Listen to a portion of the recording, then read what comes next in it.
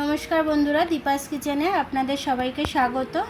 আজকে আমি পাপড়ি চাট বানাবো, তার জন্য এতটা ময়দা নিয়ে নিয়েছি আমি, আর একটু নুন নিয়ে নিয়েছি, একটুখানি কালো জিরে দিয়ে দিলাম।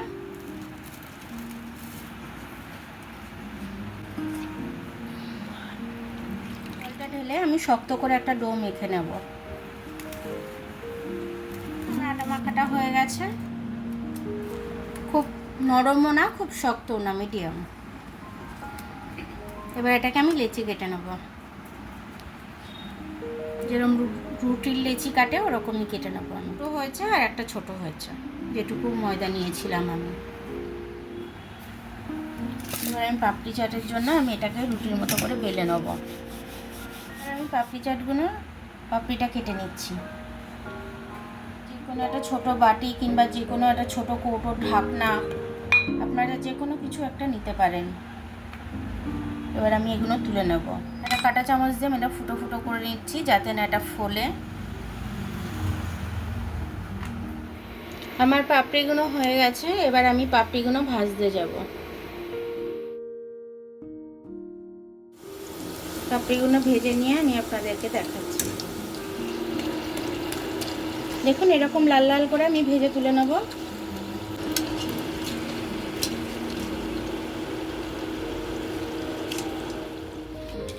দইটা নিয়ে নিলাম আমি। আলুগুলো এরকম সেদ্ধ করে আমি ডুমো ডুমো করে কেটে রেখে দিয়েছি, একদম নরম। দেখুন, কেটে রেখে দিয়েছি। এবার আমি একটা মশলা বানাবো। একটু মৌরি দিয়ে দিলাম এখানে আমি, একটা ধনে দিয়ে দিলাম, একটু জিরে দিয়ে দিলাম এখানে আমি, দুটো শুকনো লঙ্কা দিয়ে দিলাম, একটু গোলমরিচ দিয়ে দিলাম। এটাকে আমি ভাজবো। এটা লাল লাল হয়ে গেলে একটু আমি এটাকে মিক্সিতে দিয়ে একটু গুঁড়িয়ে নেব। নুন দিয়ে দিলাম এটার মধ্যে। এবার এটাকে আমি একটু ভালো করে ফাটিয়ে নেব। এটা তেঁতুলের চাটনি আমি করে রেখেছিলাম, এটা আমি এখন পাপড়ি চাটে দিয়ে দেবো।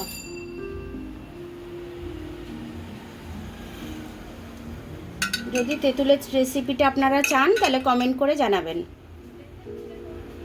এখন আলুগুলো আমি এর মধ্যে দিয়ে দিচ্ছি।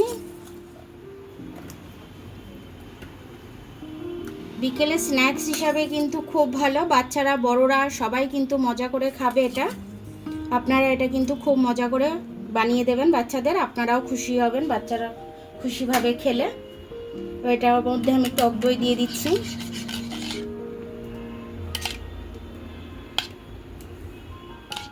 তেঁতুলের ওইটা আমি আবার ওপর দিয়ে ছড়িয়ে দিচ্ছি, তেঁতুলের চাটনিটা।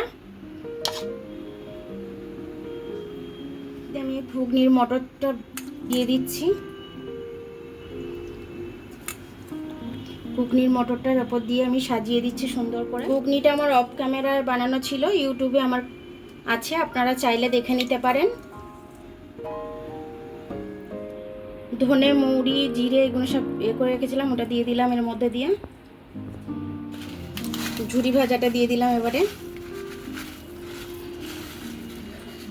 দেখুন, আমার পাপড়ি চাটটা খুব সুন্দরভাবে তৈরি হয়ে গেছে। আপনারা এইভাবে বাড়িতে তৈরি করে খেয়ে নেবেন, বাচ্চাদের দেবেন, খুব ভালো লাগবে খেতে, আপনারাও খুব খুশি হবেন। আমার পাপড়ি চাটটা কিন্তু মশলায় ভরা একদম। দেখুন কত সুন্দর খেতে, একদম দেখলেই খেতে ইচ্ছা করবে পাপড়ি চাটটা। দোকানে যে মেলার থেকে আমরা কিনে খাই, তার থেকে কিন্তু ঘরে বানিয়ে খেলে ভীষণ হেলদি হয় এবং খেতেও আমাদের খুব ভালো লাগে। নিজে হাতে বানালে একটা আলাদাই খুশি হয়। ভিডিওটা দেখার জন্য অনেক অনেক ধন্যবাদ। আমার ভিডিওটা যদি আপনাদের পছন্দ হয় তাহলে লাইক, সাবস্ক্রাইব, বেল আইকনটা একটু টিপে দেবেন। আর যদি ফেসবুক থেকে দেখেন তাহলে লাইক আর ফলোটা একটু করে দেবেন। আবার কাল দেখা হবে নতুন রেসিপির সাথে। ততক্ষণ আপনারা ভালো থাকুন, আমি আসছি।